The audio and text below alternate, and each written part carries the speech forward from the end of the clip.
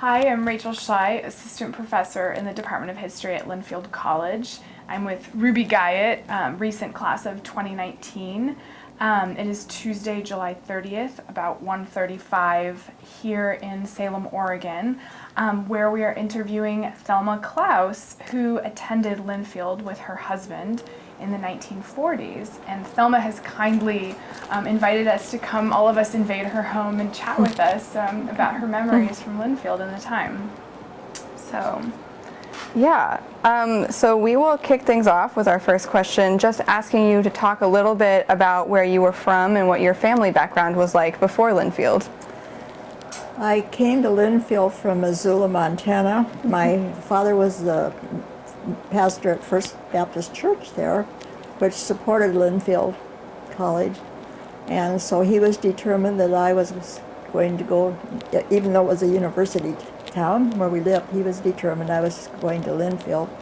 I think he thought I might marry another minister and they'd have a lot in common.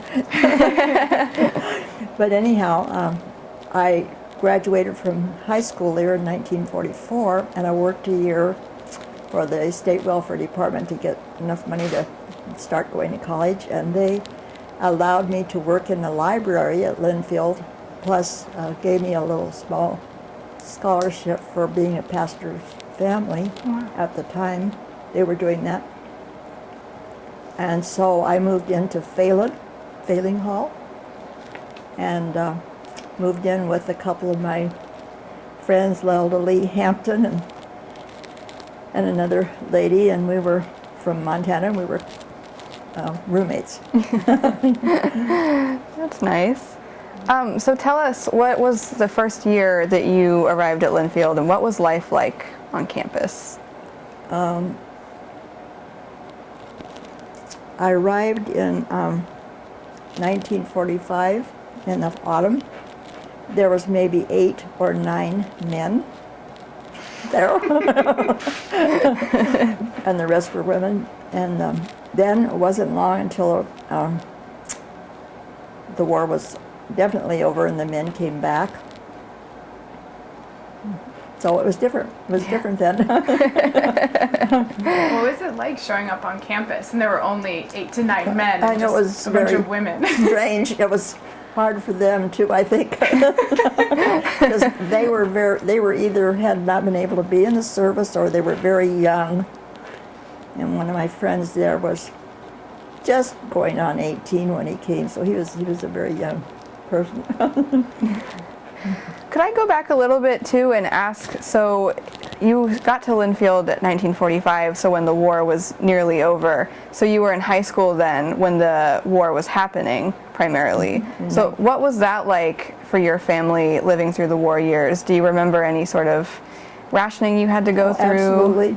It was a little bit difficult for my father because there was no gasoline, so for his visiting and all of the things that a pastor needs to do, he rode his bicycle. So our family had bikes. We all had bikes.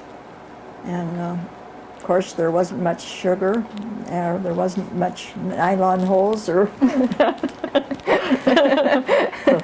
things like that. But living in Montana, we did not have the scares of invasion like they had here in some of the other areas of the coast. Mm-hmm. We did have blackouts. We had to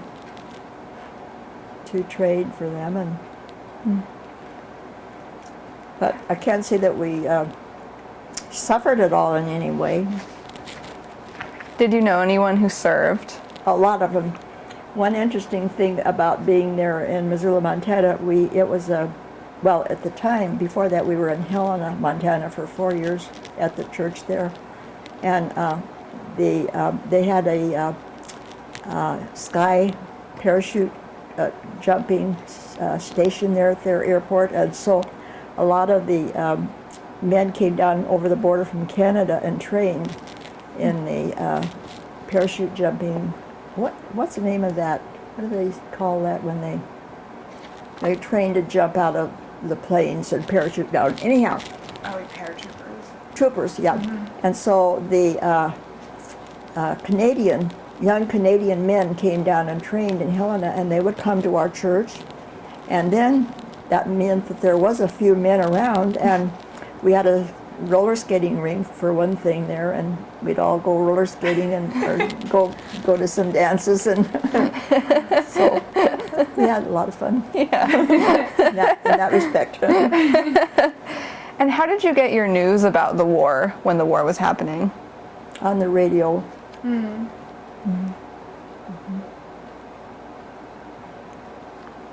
What was your understanding of I mean, clearly you were in high school, so I'm sure, you know, you had a very specific kind of like adolescent perspective perhaps of the war, but like what did you have a sense? Did you feel closer to the war in Japan or a greater sense of More to the European. into the European theater? Okay. Interesting. Why do you think that was? Just the way the information was coming in? Or? Well, we had relatives, you know, in the past. Our historic family ties were in Europe. Okay. Yeah. No, that makes sense. So what about Linfield drew you to go there, to save up money and ultimately, is it because you got the job there or was there? Because my father thought that I should definitely go there. Okay. Because our church, the Baptist churches, had supported Linfield College. Right. And he was a minister at a Baptist church, and he didn't want me going to the university, to the state schools. He said, Okay. Linfield's got to be it. And like I say, I think he kind of thought in the back of his mind maybe he would get a son-in-law who was going to be a minister because a lot they'd have something more in common. And the funniest thing when I called him up to tell him that we were getting married, and my husband's name was Vermoyne Vertel. When he was born, he had black curly hair, and they always called him Curly. Nobody ever knew what his real name was. So when Curly and I decided to get married, we had been going, at Linfield they had a chapel, so you had to go to chapel, and I knew that he was somewhat religious in some way, but never really know his background. And so when I called my dad up to say that we were getting married, he said, ask him what church, what denomination he goes to. And so I turned to him and I said, what denomination are you? Are Episcopal or Baptist or what? And he said, just tell your dad I'm a Mason. And my dad replied, oh, that's better than Elks, I guess. Sounds like a clever guy. But the thing that I really wanted to talk about in this whole interview was the situation at Linfield during that time when the men were just coming back, and President Dillon, at that time, he had been in our home in Montana and visiting with us, so we knew him. Wow. So, but it was written on the code that if somebody did something unusual in the campus, they had to consult the president. So when we decided that we wanted to get married and still go to school on the campus, we went to President Dillon, and we sat this close from him. He was at his yes, and we were over here. And my husband had just come back from 4.5 years of serving in the Navy and the Marines as a medic. That's all of that's his pictures and all of his. He was in the Navy, and then he was attached to the Marines. Oh, wow. That's some of his medals up there. Wow. Wow. So that was his background, and so we're sitting across from President Dillon, and we're saying we want to get married here on campus and keep going to school. And he said, I don't think I can allow that. Oh my gosh. To which my husband said, yes, you will.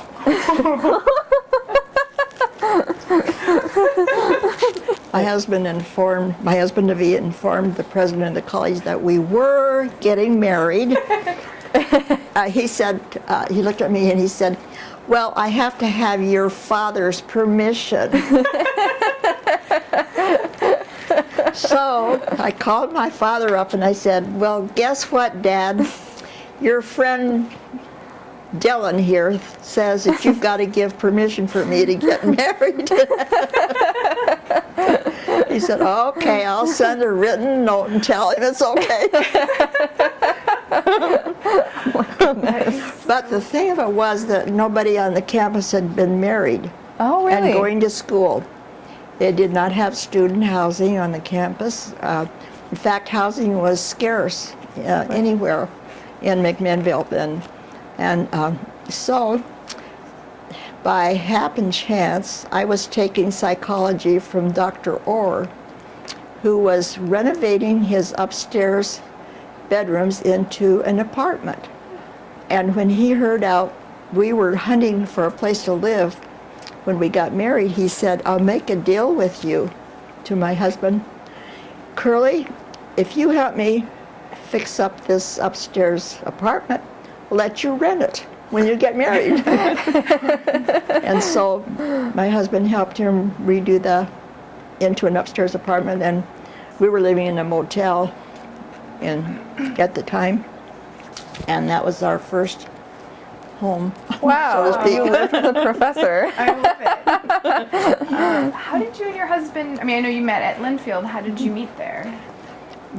Our sorority had a dance once a year, and they had just started this about the time that I joined the sorority, maybe the year before. So, and it was up to us to ask a date for a date to go with us to our sorority dance. And so I saw these couple of handsome retired Navy guys walking down the street one day, and I said, that's the one I'd like to have take me to my first prom at Linfield. And so I asked him, and he said, sure, I'd be happy to escort you. We had never met before. That's so cute. So he came over and got me that night, and I wore that formal, and Wow. That was the beginning of the love story. Wow. And where was your husband from? Originally, where was your husband from? Well, he was from Toledo, Oregon. Okay. And then his folks had moved into Dallas when he was during the war. Mm-hmm. So that's where they were. And Can you tell us a little bit about his war service then? So he went to Linfield and then decided to go. well, he was a medic, and he was in the Navy, and because the Marines didn't have medics at that time, they took him out of the Navy and attached him to the Marines. And he was on all of those islands in the Pacific, like Taiwan, Saipan, Tinian, and ended up on Iwo Jima. Mm-hmm. And he saw the flag being raised on Iwo Jima. And I thought it was so ironic, because when we moved here to Capitol Manor, we were living in a little villa out on the grounds, and a new couple moved in across from us from California, and I saw their license plate, and it said something about veteran. So I went over and asked him where he had been. He said, I was on Iwo Jima. So he and my husband, here we are neighbors across the street. They had been together. Wow. Wow. What a small world. And he actually is the one that when he found out that we were living across the street, and Curly had all of these medals, he took them down to the wood shop and made that picture and framed them all on, matted them and framed them. Wow, that's so nice. For him. Incredible. What was it like for your husband to, start at Linfield and then be away for 4.5 years in the war and then to come back? Like, what was your sense as far as what that transition was like for him? I mean, he met you. It was. I'm sure it was easy because he had friends then, and friends were still there at Linfield, and some of his friends had been in the service also and came back, and one of his roommates was one of his friends from Dallas, Oregon, and they called him Moose. I don't know why, but Moose Wolf, V-O-T-H. His family still lives out there. So here's these two roommates, Curly and Moose. Great names. But it was easy for him. He wanted to. He majored in business. Okay. He was very interested in that. And the sad thing about his his graduation to me was at that time, because he had come in at an odd time. It wasn't just a September to April thing. They had graduation for the regular ones that graduated in the spring, and then his graduation ended up being in the fall, before school had actually started. So they sent out word saying that his graduation and a few others that had been in the war, they were going to have a small graduation for them because they had completed their 4 years now, and they didn't want to wait any longer to have a graduation for them. And so there was about a dozen or so of them, and they had a little graduation ceremony somewhere out on a lawn somewhere over there at McMinnville. And they didn't even call their names. They just had a stack of degree things saying that you have graduated. And all of us were so proud of him for being in the service and coming back and finishing his college. And we were his parents and his family, and we were all there sitting on a bleacher waiting to see this graduation ceremony and see him walk down and saying, you have completed it. You know what they do at graduation, but they didn't do that. So that's one mark against what happened to from Linfield. Otherwise, Linfield was just a wonderful place. Since make sure to name every student. Yeah. What did you study while you were at Linfield? Music. Music. Oh. Wow. I studied organ was my prime, and I'm still playing the organ. I think I showed you where the organ is downstairs. Wonderful. Wow. And I taught music lessons, and during my life I worked for the Montana State Welfare Department, and I played also for mortuaries and for our church. So it's been a real blessing to have that for a hobby. Yeah. Still doing it. That's wonderful. Do you remember any other classes or professors at Linfield that you had? Well, Mrs. Clement was the organ teacher, and Dr. Orr was my psychology teacher. McAfee I took from him. Well, that's about it that I can remember. What kinds of social activities did you participate in the campus? You said you were in a sorority. We'd eat out together and go to the movies and have get-togethers, and we lived actually in a sorority house. Oh, okay. Then at that time. At first we were not, but eventually they acquired a Londa house off of the campus in Georgetown. I don't know if that's still No, the available. sororities don't have houses anymore. So we lived in that, and of course we were cooking. We were sort of batching away there in there. If there was anything going on in town, there was always a group of us that would go and participate.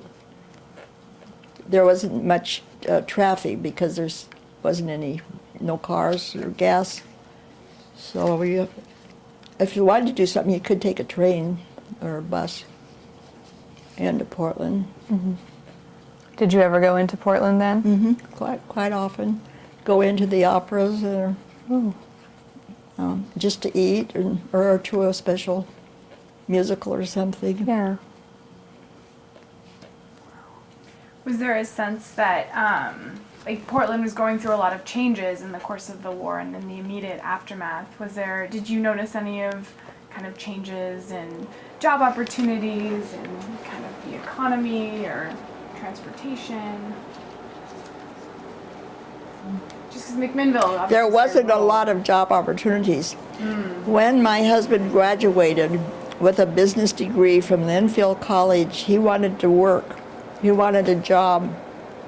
He went through all of the procedures and employment offices and everything, and he ended up picking turkey feathers, plucking turkey feathers at a turkey farm. Not quite a business job. That was not his idea of what he'd gone to college for 4 years to learn how to do. But it made a little bit of money, and then we decided to move to Montana because that was where I was from, and they had wonderful fishing and hunting there. And he thought that would be a good place. Maybe he could get a job. And so fortunately, when we got there to Missoula and he started looking around for work, they had a place in the post office. It just had come open. He became a postal carrier, mail carrier Wow. for a while, and worked his way up to being boss in the post office and ended up retiring from the postal system. Oh, wow. Oh. So public servant in so many ways. Yeah. Throughout all of that time, did you keep in touch with some of the friends that you had from Oh, yeah. the college? Absolutely. I still have several friends. There's a lady living right here, Roberta Rogers, lives here in the Capitol Manor complex. Oh. She was at Linfield when I was. I knew her. And I have several friends. I have one over in McMinnville in a retirement home now that I still communicate with, and one in Stockton, California. And so most of them are gone. Most of our friends are gone. Yeah. Still a few of us hanging in there. I'm trying to think. You've covered a lot. Actually, you said you worked at the library on campus. What was that like? That was really fun. I had never done library work before, and it was great. I made money, and it was interesting, and I learned things, and Did a lot it wasn't hard. Did a lot of your friends also work on campus or elsewhere?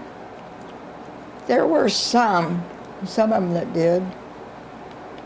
They would work like in the dining room or in the kitchen or on the ground crew. And anywhere there was a job, they wanted the students to be able to have that if they wanted to. That makes sense. What was the religious life on campus like? Because you mentioned attending chapel. It was, that's what I thought. It was just like going to a church college. Because you were required, and you were required to go. Do they still do that? No. Oh. Well, you were required to go. I think it was once a week, and there are certain places that you had to sit. You actually had a reserved chair there, so if you weren't there, they knew it.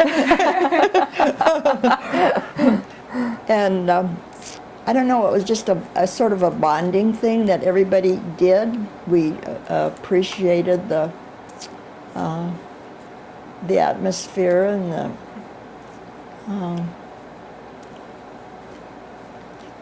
the services that they would have, and it was spiritually uplifting and spiritually and morally a good thing.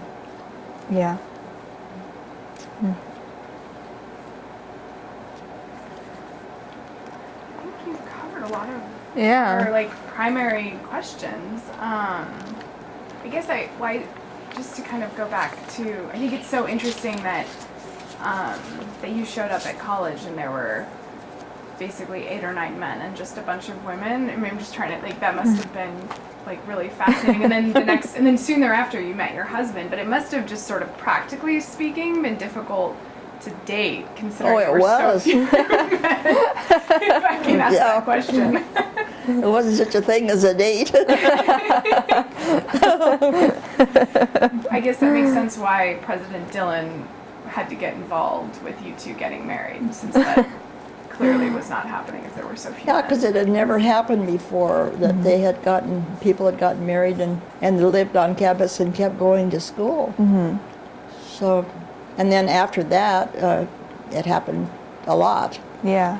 We had one thing in our sorority group that it was so exciting when I got my engagement ring. I went to the sorority and showed them. They had a big party and celebrated for me. So nice. And they did that in all the sororities. And I'm just seeing if I left anything out here. Did you want to ask a question about the yearbooks, or should we come to the conclusion? I think maybe the conclusion. Okay. Did you attend sporting events, or was that something that you regularly did? I was just into the things musically. I starred in one of their plays here. Oh. One of these. What play was it? Something about this guy was a boxer, Huh. and I was his girlfriend. There's a picture of it here in one of these books. Was the theater in Pioneer at the time? Pardon? Where was the theater at? Was it in Pioneer? I was like, It was right on campus in one of the buildings there. The theater. The theater, yeah. I got a picture here somewhere. Anyhow, there's a picture in one of those of me. I was in them. Was your husband involved with the sports? Was your husband involved with sports at all? He played just for his own fun, Yeah. basketball and football. Okay. Were, Well, were you involved in any other musical things? Were you in choir at all? Well, I played for the choir. Oh, okay. Played the piano Right. Oh, okay. for the choir. And then I played the organ and for special performances. Yeah.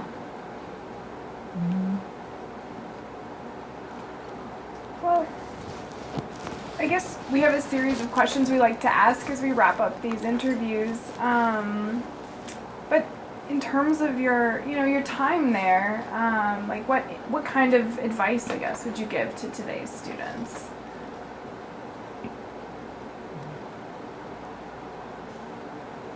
Not to put you on the spot.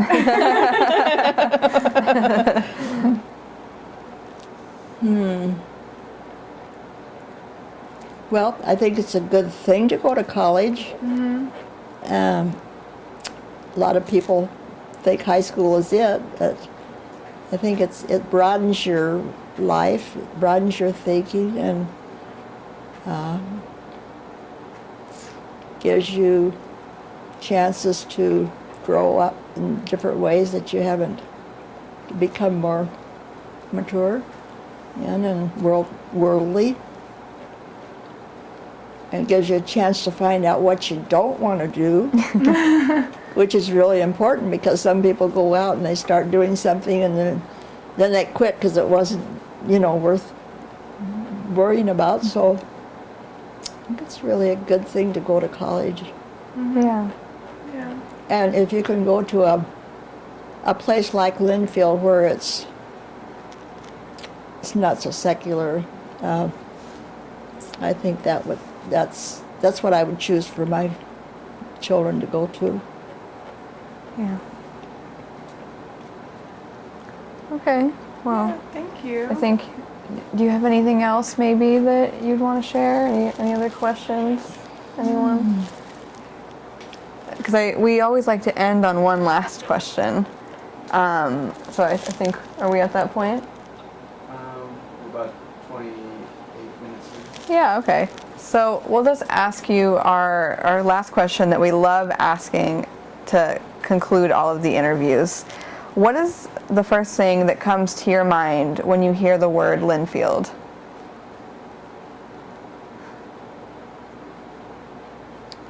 The campus. It's such a beautiful campus. Yeah. That's the first thing I think of. Yeah. And then, of course, the second thing is my friends and my husband meeting there. Yeah.